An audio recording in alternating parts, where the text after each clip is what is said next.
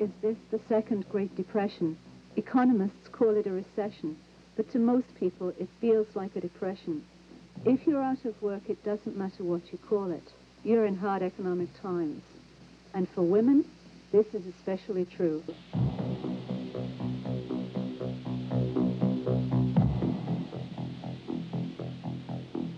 Saskatchewan became known as next year country during hard economic times. Next year when dust stops blowing, next year when the rain comes, next year. But as times improved, people gradually stopped living in next year country, except for one group. Whether they've known hard times or not, the young are always residents of next year country. What do young people expect when they leave school? I'd like to go to university, go to medical school. I like going to orthodontistry. I think I'd like to be a veterinarian. But rather take after my father and my mother. I'd like to probably be a mechanic. Or work with computers. I'd probably be a cop. I go to my orthodontist every month, and I like, it just interests me what they do. So I just thought, it'd be a good idea. Okay. Do you have any idea what kind of salary you get with that kind of a job? You get a lot. Oh, yeah. Is that part of the reason why you're interested in that kind of a job? I think so. Okay. You said you were interested in being a veterinarian.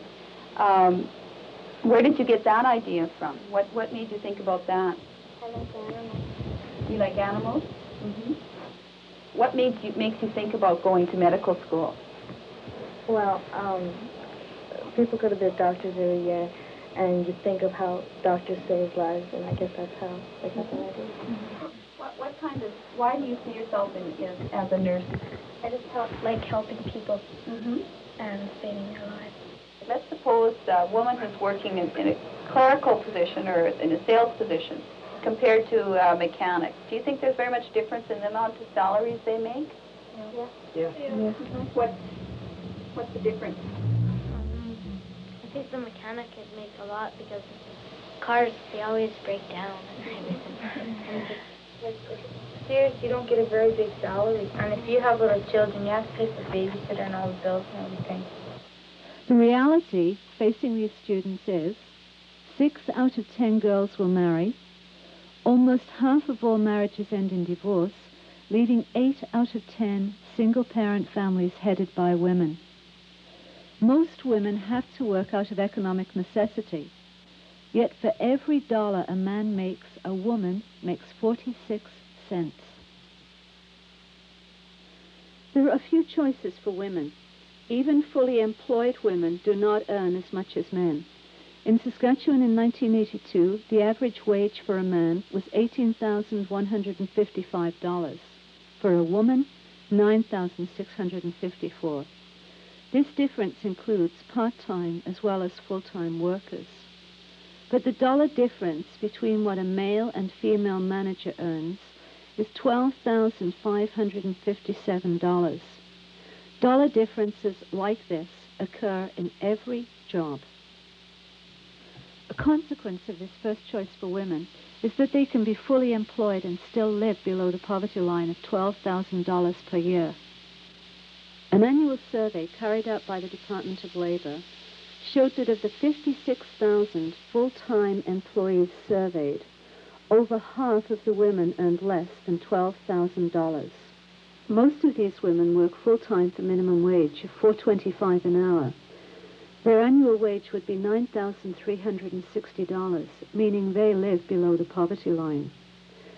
This means that last year there were 378 Saskatchewan families headed by women working full-time who received assistance. An even sadder fact, in February 1984, there were 8,300 single-parent women with over 24,000 dependents receiving benefits from the Saskatchewan Assistance Plan. But then another choice for women is to work part-time because there is no full-time work available. In March of 1984, 58,000 women worked part-time. To find out what this choice means for women, we interviewed 2 part-time workers. Simply I survive on a part-time wage, and I kind of think of it as that, surviving.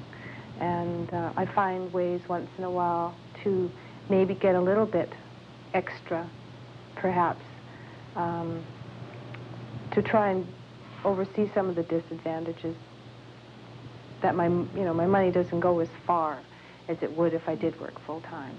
So I simply set my sights a lot lower. And I'm fortunate in my job now that my manager that developed the benefit policy was a woman. And I think she was aware that there's, a need for part-time workers to have benefits. Now, the only basic benefits that I get are just the regular ones, sick days, holidays, which are nice, and your unemployment is paid, and unemployment insurance and taxes by the employer. I'm not in a position to get any other extra benefits. Being at the temporary position approximately a month, and it's a 3-month fill-in position for the manager who is off on sick leave. And before that, I was on unemployment for 8 months. After I got off of unemployment, I had so many financial buildups because of the lack of finances through those 8 months that it was essential that I go work part-time as well. So my days off from my regular job are filled in with part-time work. Just to play catch-up. Just to play catch-up.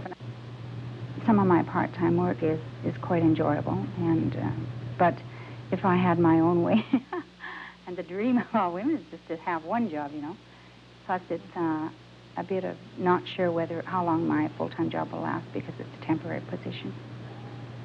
For some women, there isn't even the choice of part-time work. In April of 1984, there were 2,611 Regina women on unemployment insurance who were actively seeking work. The choice for these women is what to do without on $142.53 per week. But despite the doom and gloom, women are survivors. We interviewed Rhonda Dundas, a single-parent mother of 3. What have been the most difficult adjustments or changes that you've had to make in your life as a single parent? I would have to say, first of all, financially, of course, comes to mind. You're used to having 2 paychecks in a family. All of a sudden you find yourself in a situation where you're dealing with 1 paycheck, still the same amount of budget needs as far as your maintenance and your family are concerned. That was certainly one big aspect that I found hard to deal with. The added responsibility was another. I found that it was a 24-hour job and all the expectations were put on my shoulders, where before it was a shared family.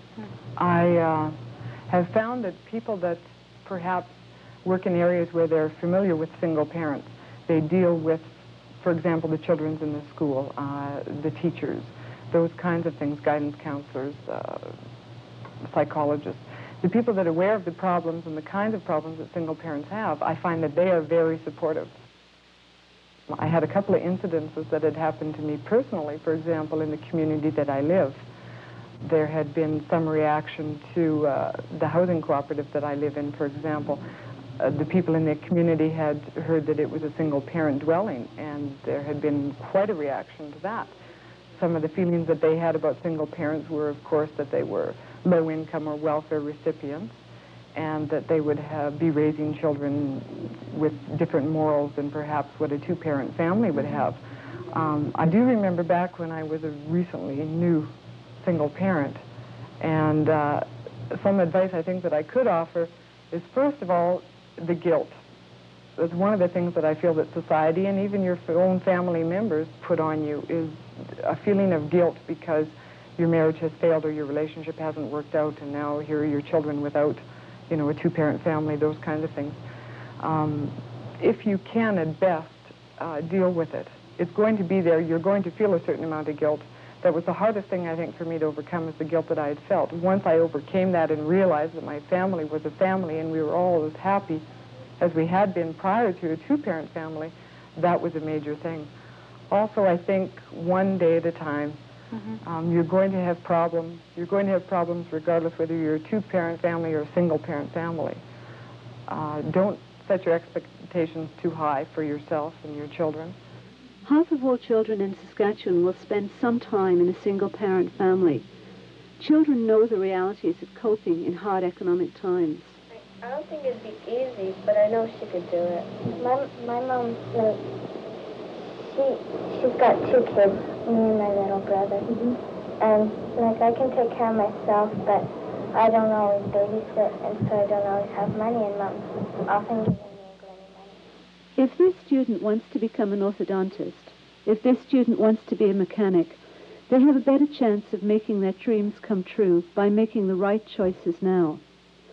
More career counseling in the schools will help. We talked to Pauline McFarland, at the time of this interview, the only female guidance counselor in Regina. We have 194,000 students in Saskatchewan, and we have 51 full-time counselors. Pretty shocking. 35, I believe, in addition, are part-time. So what do you think are some of the solutions to encourage either more counselors or more counseling in the schools? Well, more counselors certainly would be helpful. Teachers being more aware of career counseling would be helpful. But more than that, I think, once again, the school is expected to create this awareness. And when we have girls coming in and saying, I really think I'd like to be a welder, and you say, great, sounds really interesting, but my mother would have a fit.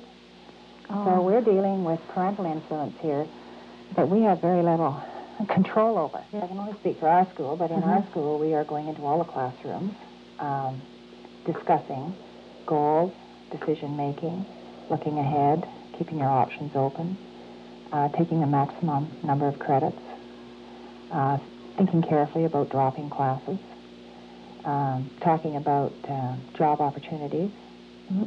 We're talking about, specifically to girls, we're trying very hard to make them aware of the fact that this is not 20 years ago. It's, they don't settle back and look for a man and hope they're going to make it the rest of their life. Almost 50% of the female population in Canada is working now, and they predict that in 20 years it will be much higher, and they will be working 25 years of their married life at least. How do kids accept that, or do they? I think they sit back and listen, but I'm not sure that there's an awareness yet of what their responsibilities will be. At least my approach, I do some team teaching in English classes and in business classes as far as career decisions are concerned. And my approach to them is that it will not be just for economical reasons that you'll be working 25 years of your married life or more, but for psychological reasons. And with the disintegration of the family unit, single parents, etc., there will be a much greater demand on saleable skills on your part. But even here at Campbell, where 3 years ago we had 4 full-time counselors, we now have 2, and as of this month, 1, which hopefully will be replaced. But I am the only full-time woman counselor in the city. And that kind of stunned me when I realized that. And it seems when they are hiring counselors, they continue to hire male counselors, just for starters. Now, I don't mean that they have any prejudice specifically. I think they're very aware of opportunities for women. But with the budget cut, things are not looking good in the counseling sphere. The old question to the child, you know, what are you going to be when you grow up? And a nurse, a policeman, a jet fighter, the usual. It should be followed with the question, what else might you be? And that has to happen in the home. Choices for these students won't become reality unless we work on improvements right now. Addressing the problem at the school level is one solution. Addressing the problem at the political level cannot and must not be ignored. In hard economic times, some groups suffer more than others. For women to have an equal share in next year country and this year country, Society must recognize women's paid and unpaid work. Women deserve salaries above the poverty level. Women deserve work that pays more than $4.25 an hour. Women deserve equal pay for work of equal value. Women deserve economic justice on marriage breakdown. Women deserve meaningful affirmative action programs. Above all, women deserve meaningful choices.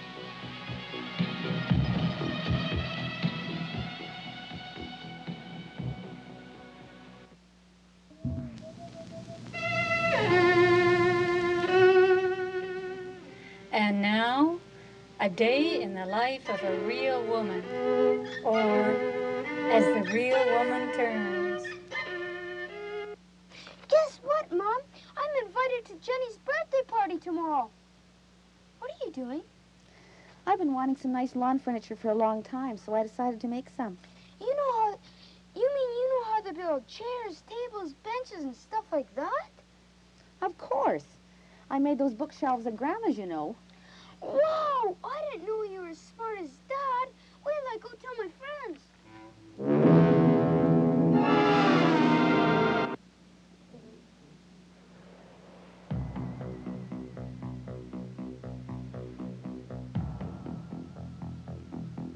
Welcome to part 2 of the series Women and the Economy. In part 1, we examined the effects of hard economic times on women. We examined the realities of women's lives and contrasted this with the expectations of some grade 7 students. We advocated changes in career counseling and in government policies affecting women. In this segment, we will examine the problems of women who are trying to combine the responsibilities of parenting and working. We will examine the support services available.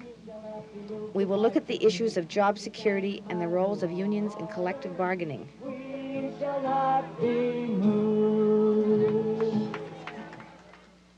We will begin by learning what our grade 7 students think about parenting and working. Right. If a woman is a mother, she has children that are, say, under the age of 4 or 5, somewhere in there, before they get to school. Do you think it's right for her to work outside the home? I think it's fair because if the woman's had a divorce or something and the husband's not making any money, so she's going to have to, obviously. Okay. I think it's fair because, like, why should the mother stay home? Why can't the father? Like, it's his kid, too. Yeah, right. Yes, there's one here. I think the mother should be allowed to go away from home because then the kids will get used to not being with their mother all the time. They could probably leave their little kids alone. They can always get a babysitter to watch after them when they're working. For most women, balancing the roles of parent and worker is like walking a tightrope. You're never quite sure if you're going to fall off. The balancing act becomes more difficult during hard economic times as governments cut back on essential services such as childcare. There is need for concern about the present daycare situation in Saskatchewan. There is the parent who has a very low income, and because the subsidy has not been increased for 2 years, the gap between the amount of subsidy that they receive and the amount of the fee that's being paid, which is always rising because of costs and inflation, it's getting larger. That gap is getting larger, and these parents are becoming unable to perhaps afford it. Also, there is the group of parents who are just above that subsidy level where they do not qualify for subsidy, and especially if they have 2 children or more, it's costing them far too much. Alison Hayford, parent and sociologist, talks about the difficulties of working and parenting in these times and the impact of these problems on families. Well, I think the main thing would be a proper, stable daycare system so that you would know that you had care available for your children, because that's the greatest worry. And at affordable rates. And stable would mean some kind of maintenance grant from government, and it would be integrated with other parts of the educational system. There would also be arrangements for care of children when they're ill. There would also be a shorter work week, a 35 or 30-hour work week for parents of both sexes. and there would be parental leave for child illnesses and that sort of thing.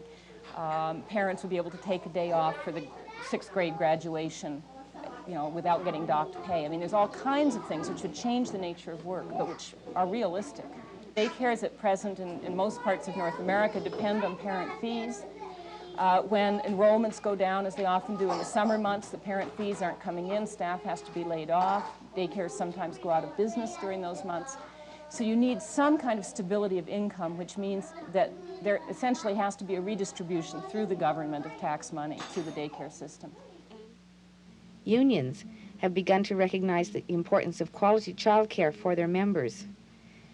Daycare is just one of the issues being addressed by unions. The union has taken some advances that way in saying, okay, we're going to pay for childcare, we're going to help people out to come to meetings, but I think that there's still a long way to go to get women members involved.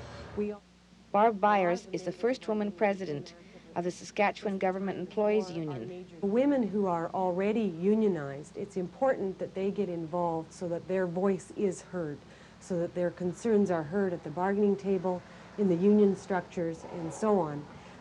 And I think that the union is really the only collective voice that you have in your workplace. I don't believe that singly we can change any particular problem. We may beat a problem once, but then it comes back again. So as a group, the union needs to have women involved. For women who are not unionized, it is very important that they get unionized, that they seriously consider the benefits, that there is better job protection. A union is the only protection against no protection. So that we have to look at those types of things, job security, the concerns of part-time workers, those issues have to be brought to the front in unions, and for women as a group to look at organizing into unions. All around the right is rising, people we need organizing. Smash the right is our song, 'cause we know that the right is wrong. Go one more time. The collective bargaining process is one way women can gain control over their pay, job security, and other working conditions. Historically, the strongest unions have organized in male-dominated industries, such as construction. By contrast, female-dominated industries, such as banking, are still largely non-unionized. In fact, strong anti-union campaigns have been very successful in these environments. Less than 1% of bank workers are unionized. To this point, we have examined difficulties combining the roles of parent and worker, the services available, and union supports. Some women have chosen a more traditional route. After working for a few years, they leave the labor force and assume parenting as a full-time occupation. But women encounter difficulties when they try to re-enter the workforce. The most immediate problems are related to changes in the workplace. Old skills are out of date, new technologies are in place. An option for women is retraining in a non-traditional area with a more secure economic future. Sandy Rapley, formerly a secretary, is now a bus driver. I'm a bus driver for the Saskatchewan Council for Crippled Children and Adults. I really enjoy it. In fact, in retrospect, I can't think of a job that would have been more designed for me, in as much as when I was younger, I couldn't wait to drive. And I would drive a tractor for my father just to be driving. And so now I drive bus, and I make a very good wage. And I meet people also. So I'm outside, inside, and meeting people and driving. I have a woman friend who's been working in the same office for 7 years. And she's a very good worker and has upgraded her education. And right now I'm making more than she is after 7 years, and I've been with the council for 1 year. I make about $2,000 a month. The reason our wages are as good as they are is that the union has negotiated that we'd have wage parity with the city transit drivers. The Saskatchewan Tradeswomen Incorporated, it's a support group for women in non-traditional work or women attempting to get into non-traditional work. And we keep a network going of jobs we've heard about or we know of a woman who's doing a non-traditional job, would you be interested? And we try to share the information, or if we hear of a job, we pass it on to one another, and that's essentially how I got word of this type of job, and I applied and was fortunate enough to be hired.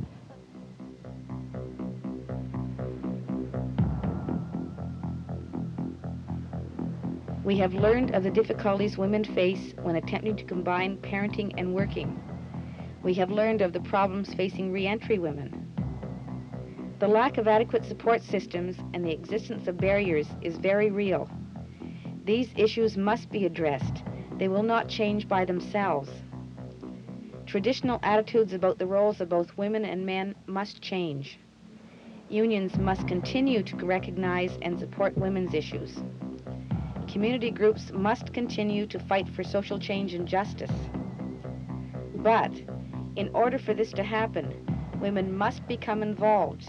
We can all contribute by supporting grassroots community groups, by supporting unions, by getting involved in government at whatever level. Most of all, we must support each other. Our society is very unusual in the extent to which it's placed responsibility for parenting on one person, the mother. In most societies, parenting is fragmented, not just between biological parents, but among an extended family, a whole village, or whatever. And it seems to me that we need to get back to that notion of children as a social responsibility in which we care about everybody's children. North America is very private and individualistic. I just read a description of a study that described the healthy family as one in which the members identified as individuals and not as members of the family. That definition of a healthy family wouldn't work in China. It wouldn't work in most of Latin America. It wouldn't work in Spain. I mean, you know, our society is extremely individualistic, and this hurts our children.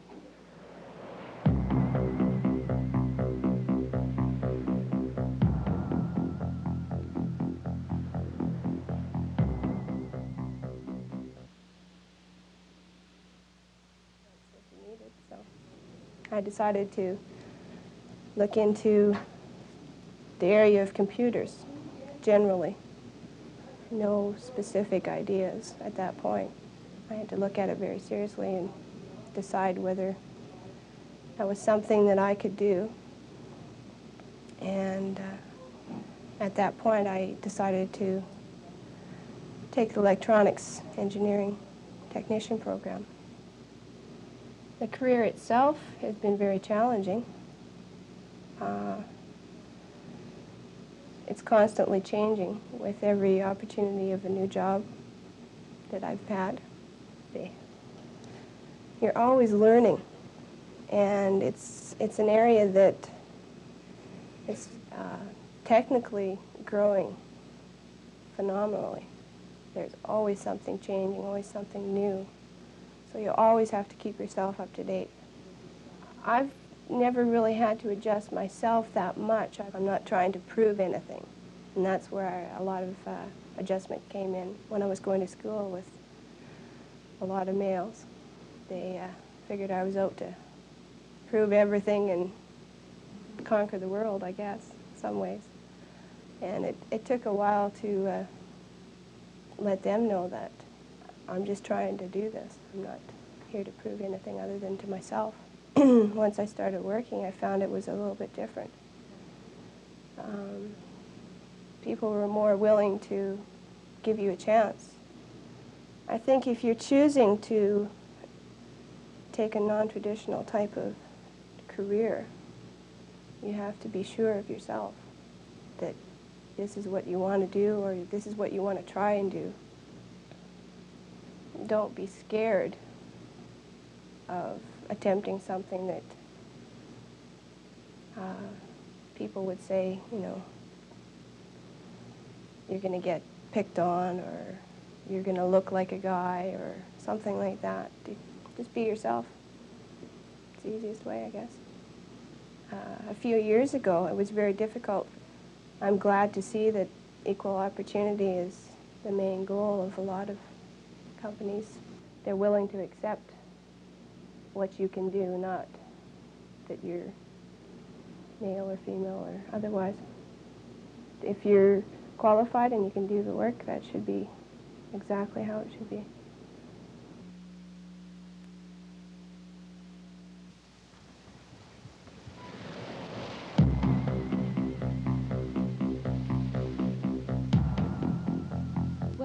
part 3 of Women and the Economy. In part 1 of this series, we looked at the way in which hard economic times make women the primary candidates for lives of poverty. In part 2, we examined the issues affecting women of childbearing age and the problems of combining working and parenting. In this, our final segment of Women and the Economy, we take a look at the lives of older women.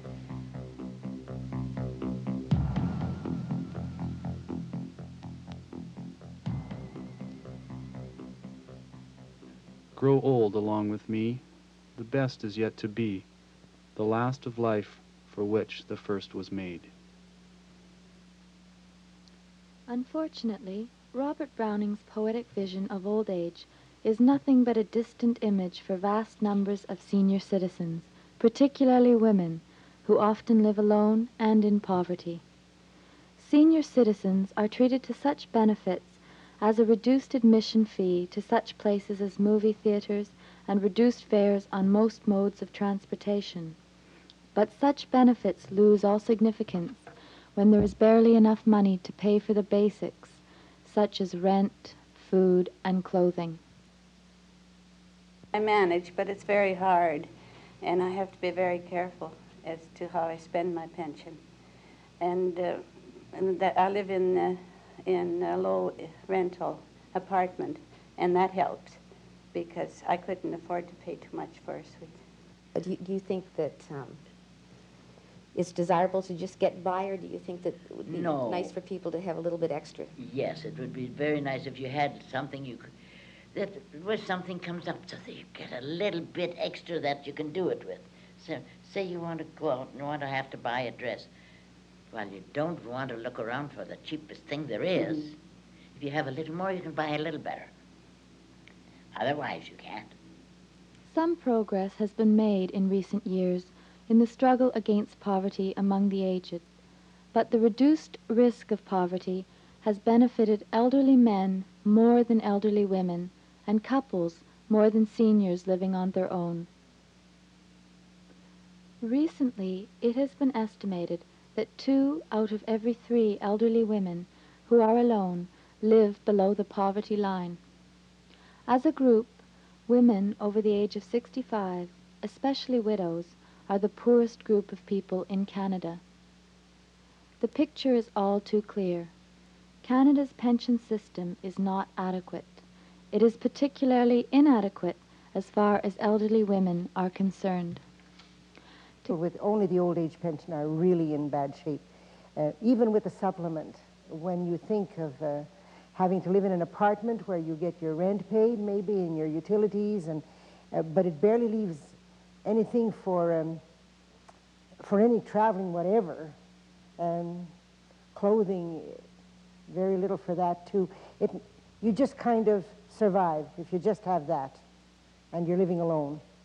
And I find that's the sad thing for women, let's say, of my age and older, who have worked all their life very hard with the idea that when they get to 65 or more, they'll be able to maybe travel a little, maybe do things. Now it's with the inflation, that's impossible. You're kind of stuck. Even if you want to join clubs, it costs money. If you want to do crafts, they're very expensive. And there's no question of traveling. And I think traveling for people who have worked hard all their lives and brought up their families on very little, and we're hoping that when I'll be old, I'll be able to have it a little easier. It's quite a letdown. The economy really now is really a letdown on my age bracket of people. And I find that sometimes frightening and unfair. Together, the Old Age Security Pension and the Guaranteed Income Supplement are supposed to provide an adequate minimum guaranteed income to Canadian seniors.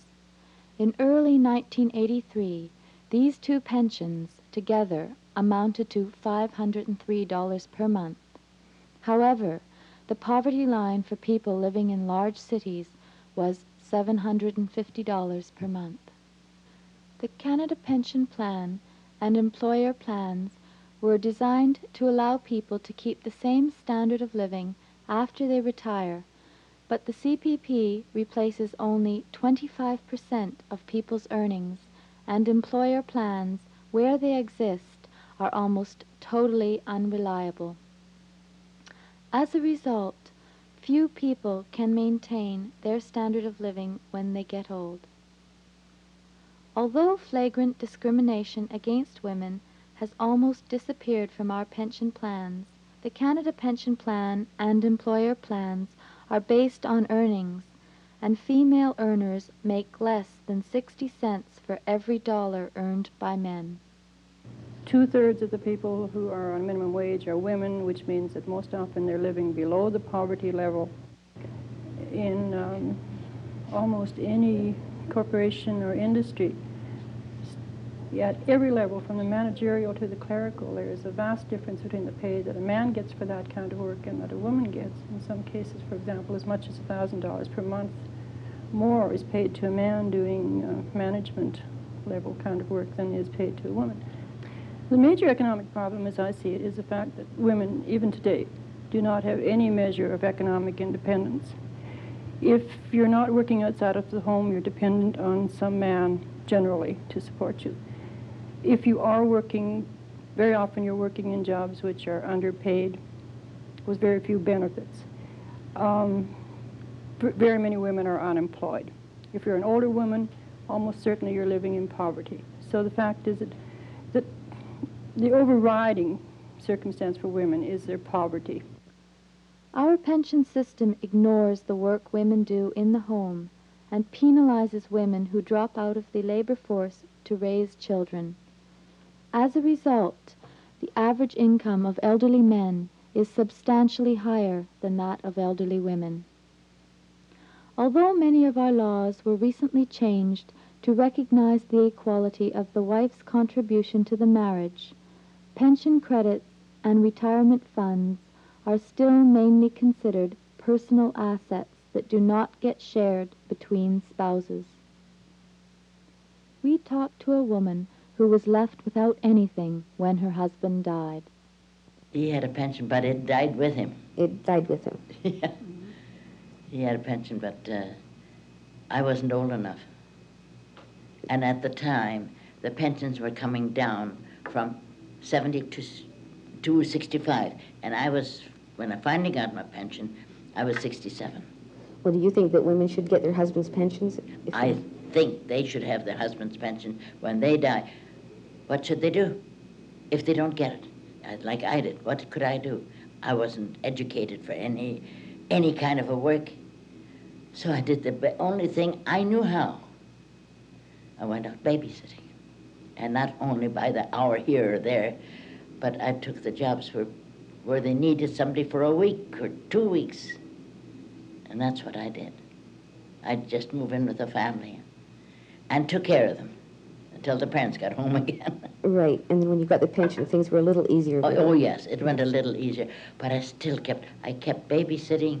I started in the fall of '62, and I kept babysitting till '75. Clearly, our pension system must be reformed. Firstly, women must be given equal opportunities, pay, and benefits in the labor market. Secondly, since a significant number of women and men may choose to work mainly in the home, the value of work done in the home must be recognized in our pension system. This could be achieved through the equalization of the pension credits of husbands and wives for the years they lived together. With the age, the lifespan being extended and people being much healthier than they were 20 years back maybe, and busy and reading and knowing things and being in touch, older people are not ready to go and sit in a chair knit for the next 20 years at 65. They're still very much alive and very much concerned and want to work, want to be involved. They don't want to be just sitting there doing nothing.